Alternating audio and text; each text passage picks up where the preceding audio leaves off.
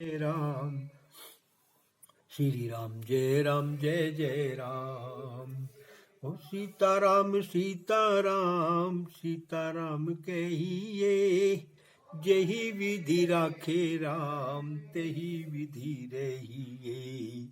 सीताराम सीताराम सीताराम कहिए, जेहि विधि राखे राम तेहि विधि रहिए। आवा घर ही कपीस तबिर काख रहा लंकेश, यही विधि बीते मास सट पावा बहुत कलेश। तब सुग्रीव का भ्राता बाली घर आया, रावण काख में दबा रहा। इस प्रकार 6 महीने बीत गए और बहुत कलेश पाया।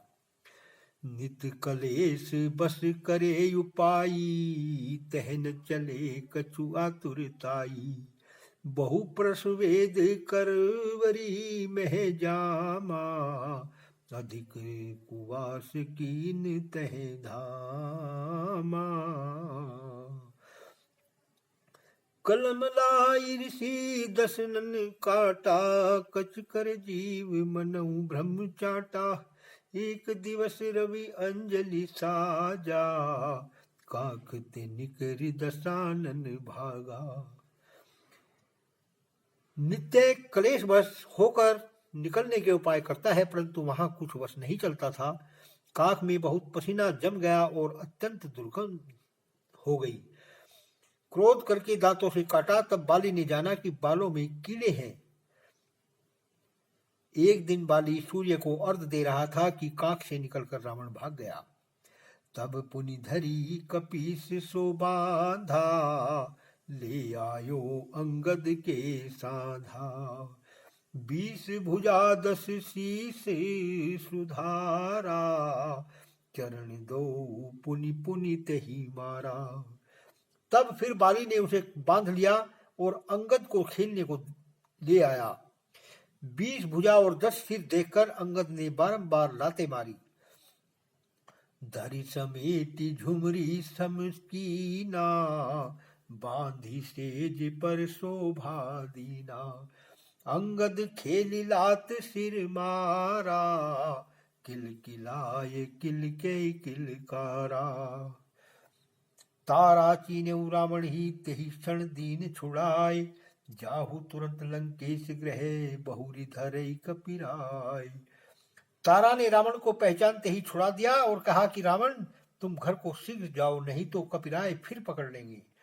पुनि रावण आवाते ही ठाई, सहस बाहु जह रास बनाई। जल क्रीड़ा करती सब नारी, विविध भांति शोभायति भारी। फिर रावण वहां आया जहां सहस्त्र बाहु ने रास बनाया था।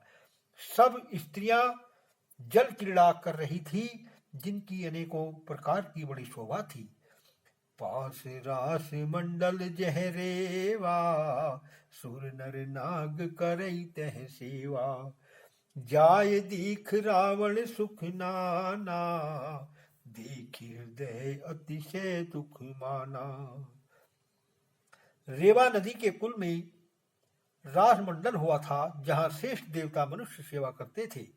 रावण ने वहां जाकर भांति भांति के सुख को देखकर मन में अत्यंत दुख माना। ताहा शंभु कर मंदिर सोहा, जेहि लखी महामुनिन मन मोहा।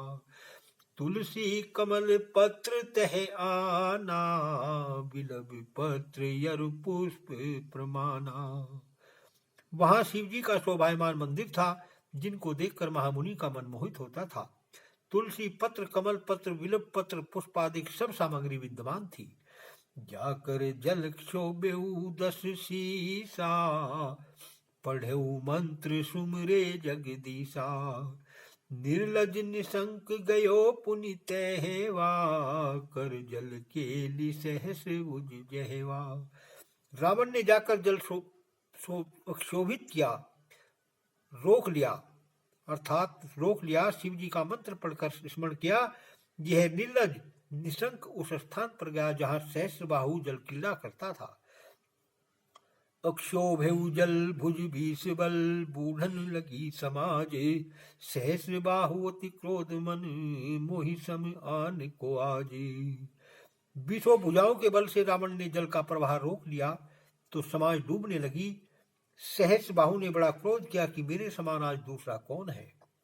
जाय दीख तह रावण ठाढ़ा जासु विपुल भुज बल जल बाढ़ा धावा प्रबल महाबल भारी लंकेश्वर को धरे सी प्रचारी। उठकर देखा तो रावण खड़ा है जिसकी भुजाओं के बल से जल बढ़ गया है। वह महाबली सहस्र बाहु दौड़ा और ललकार कर पकड़ लिया। निरखी तियनि आचरज की विशाला बांधी राख कुछ दिन है साला लज्जित दुष्ट मस्त करी रही ऋषि मारी कष्ट बहु सही।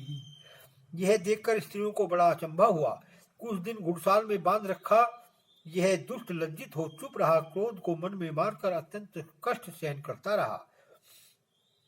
सकल आय देख ही नर नारी मारहि लात हसे दे तारी नाम न कहे रहे सकुचाना बहुविधि पूछे नृपति सुजाना नृत्य करे रंभादिक नारी दसौ माथ 10 दीपक बारी मुनि पुलस्त तब जाय छुड़ावा पुनि नल साप आई ते ही पावा। रंभादिक नारी उसके 10 माथों पर 10 दीपक बार कर नृत्य करती हैं। तब पुलस्त मुनि जी ने आकर छुड़ाया। फिर आकर नल से साप पाया। मार्ग जाते ही दीखयति अनुपम सुंदर नारी चंदन पुष्प रूप पत्र कर पूजन चली पुरारी। मार्ग में जाते हुए रावण ने एक अनुपम अति सुंदर स्त्री देखी कि चंदन फूल पत्र हाथ में लिए शिव जी को पूजने चली है। देखी उर्वशी मन सकुचानी तब रावण बोला मृदुबानी को तुम नारी गमन कह कीना लज्जावश तेहि तर न दीना। उर्वशी दशानन को देखकर मन में मुस्काई। तब रावण कोमल वाणी बोला, तुम किसकी स्त्री हो, कहाँ जाती हो? उसने लज्जा के वश होकर उत्तर नहीं दिया। मन मदमत विचार न करऊ धनपति पुत्र वधू कर धरयू चीनता ही अति शंका आई घाटी कर्म कीने पछिताई। रावण ऐसा मतवाला हो गया था कि विचार नहीं किया और कुबेर के पुत्र की बहू का हाथ पकड़ा। फिर उसे पहचान बड़ी शंका हुई कि बुरा कर्म किया। यह कह बहुत पछताया। मन पछिताए सोच उर भयऊ लंकेश्वर लंका में ही गयऊ विकल उर्वशी अल कही आई नलकूबर सन बात जनाई।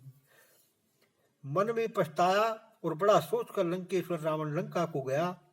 उर्वशी व्याकुल होकर कुबेर की नगरी अलकापुरी में आई और नलकूबर को, जो कुबेर के पुत्र हैं, सब बात सुनाई।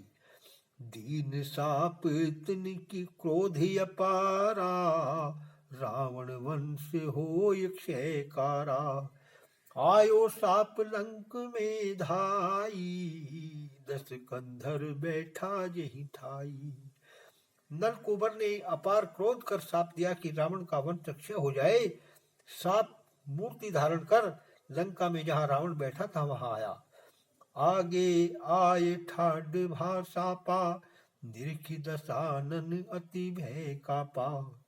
जब सांप आकर सामने खड़ा हुआ तो रावण को देखकर अत्यंत भय से कांप गया। रावण देखकर अत्यंत भय से कांप गया। साप ही अंगीकार करी मन में कीन विचार दंड ऋषि ते लीन नहीं रोषऊ लंक सुभोर। फिर साप को अंगीकार कर रावण ने मन में विचारा कि ऋषियों से दंड नहीं लिया है, यह विचार क्रोधित हो दूत 4 पठिए ऋषि आश्रम निरखि बिसरी गे मुनि अध्यातम। तिन सन सब पूछे ही मुनि हाला, केहू कुशल लंकेश भुआला। कुशल तासु यह सुनहु सुनीसा, कर तुम सन चाहत दस सीसा। सुनी सो वचन महाभय पाई, करहि विचार विरति विसराई। दूत बोले, हे मुनीश्वरों, अब यह कुशल है कि तुम सुनो, रावण तुमसे भी कर लेने की इच्छा करता है। यह वचन सुन महाभय पाए वैराग्य विशार ऋषि विचार करने लगे। जेहि दरबार नीति नहीं भाई, खल मंडली जुरी तहे आई। कछु बिन दिए नहीं गति आछी, घट भरी रुधिर दिए तनु पाछी।